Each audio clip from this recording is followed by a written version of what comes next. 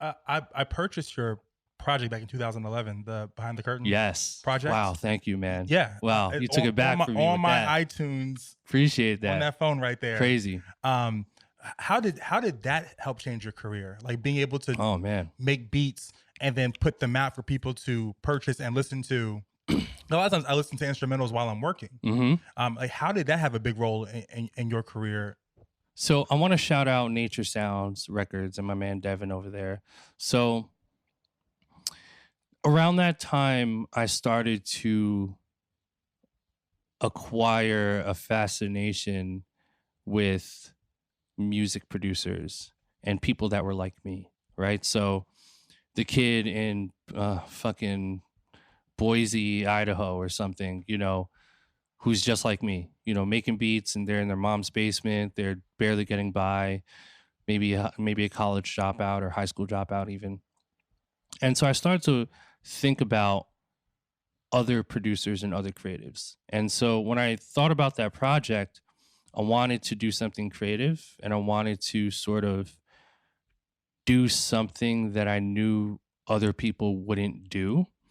And so I decided to create this instrumental album. And at that point, people were putting out instrumental albums.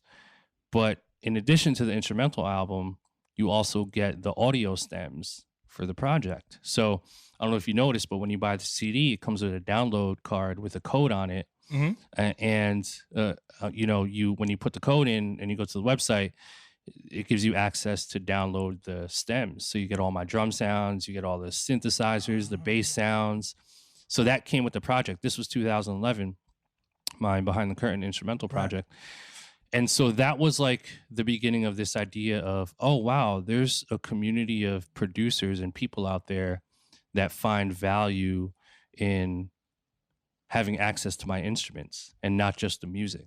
So they can take it, they can remix it, they can use my drums for their own production, stuff like that. And so in the response to that album was so great that it sort of snowballed into all of the stuff that I'm doing now. So like 2011, Behind the Curtain instrumental CD project that includes all of the stems and sounds. I believe no one has ever done that prior to that, in that way, on an independent label or just releasing it like that. And from there, it sparked the idea to put out drum kits, and this was late 2011, early 2012. I released my first drum kit, Blab Kits Volume 1. And it's basically like a zip folder of drum sounds that I created. And when you purchase the kit, you can use it. Other producers can use it in their own music, right? And so it was kind of like sound designing. It was like my own little like digital guitar center almost. And again, that was around the time where no one was doing that. No producers that were on that level were releasing their own drum sounds. Back then it was, fuck you, I'm not sharing my sounds. Yeah. Like these are my sounds, And of course back then I had haters, people were like, Illmind's corny for putting his own drum sounds, or he's just trying to make money. And, and so I did it because I knew that it would be valuable for producers. Because I told myself, my favorite producer is Jay Dilla, right? Rest in peace, Dilla. I told myself in 2011, I said, if Jay Dilla were to release an instrumental album and included his drum sounds or sold, a drum kit with his drum sounds, would I buy it? And how much would I spend? I told myself, number one, fuck yeah, I would buy it. And number two, I told myself I would pay $1,000 for that. I mean, that's pretty steep, but I told myself I would pay $1,000 just to have access to that. And so when I released my project and my drum kits, I was like, how much would I be willing to spend for an Illmind, drum kit?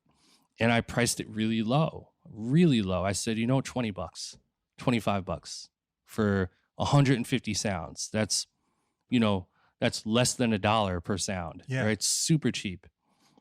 And, fast forward to the success of that, it just sort of became a standard in the industry. And,